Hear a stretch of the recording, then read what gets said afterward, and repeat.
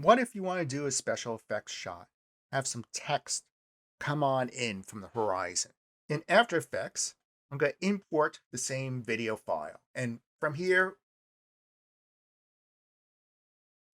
and to import it, you can either drag it into this area, go under File, Import File, and select the file from your local computer. I'm going to drag this MP4 to this icon right here. And this creates a composition, which you can think of as a sequence within Premiere.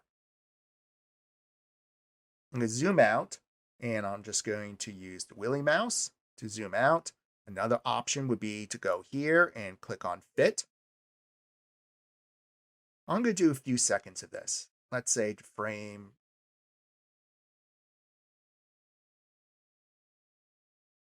600. That's 20 seconds. I'll press the N key.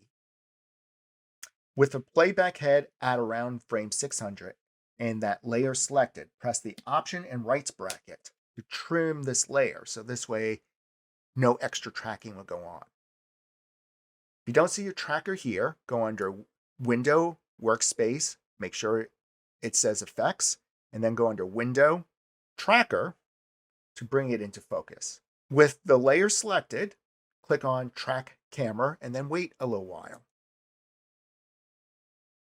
Here's your tracking going on.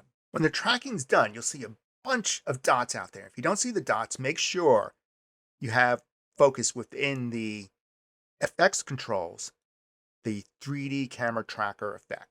Roll over the image with this target until you see it flat on the ground or close to flat. We can always rotate the result. If we find something that's flat on the ground, maybe a little bit in the distance, like this one's good. Right click and then select Create Text and Camera. Scrub back to frame 0 and hit play. Now you see text floating in perspective towards us. And soon it will be off screen. Click off in an empty space within After Effects. Let's focus in on the text. Just want to say Seaside. Pick up the Move tool right up here. And now you'll see this 3D space. And that's why it didn't matter which, if our text was like this, we could still straighten it out.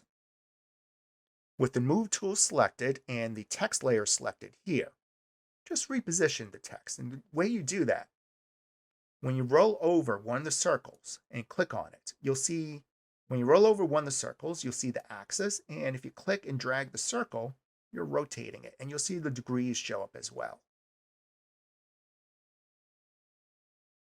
I'll rotate it along this axis by clicking on the blue circle. I'm rotating it to straighten it out with the scene. I'm going to lift this text up by rolling over the arrowhead facing up. And when it says the letter Z on it, click and drag it upward. And now I'm going to push this back into the scene, which is a little more difficult. I can see the arrowhead right back here. I could just drag it upward like this. And if the text looks tilted, it's still just rotate it a little bit.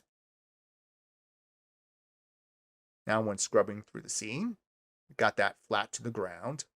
Maybe you want your text to stand up as it comes towards the camera. To do that, just find the right axis to rotate it on. I'm going to select the X-axis and click, just drag it upward. If I want to move it over, roll over the arrowhead for the X-axis and click and drag it over. Move your playback head to the beginning and then press the space bar.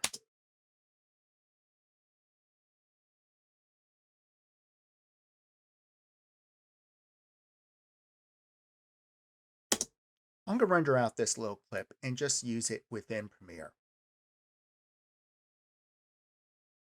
I'll render it out as an MP4 file, making sure that this is trimmed at frame 600 by going to frame 600, pressing N key to trim the workspace, then go to File, Export, add to Media Encoder. Instead of a PNG sequence, choosing H.264, picking a file name and location, and then render. And when it's done rendering, play your video.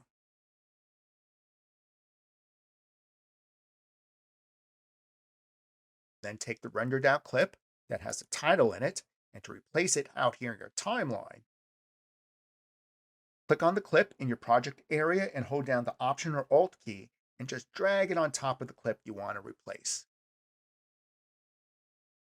When you see these diagonal lines, that means there's no extra footage there because my new clip is shorter than the old clip. And since there's nothing there, it just means to trim it away. Let me just trim away the extra that's empty. And now you have your clip replaced in Premiere.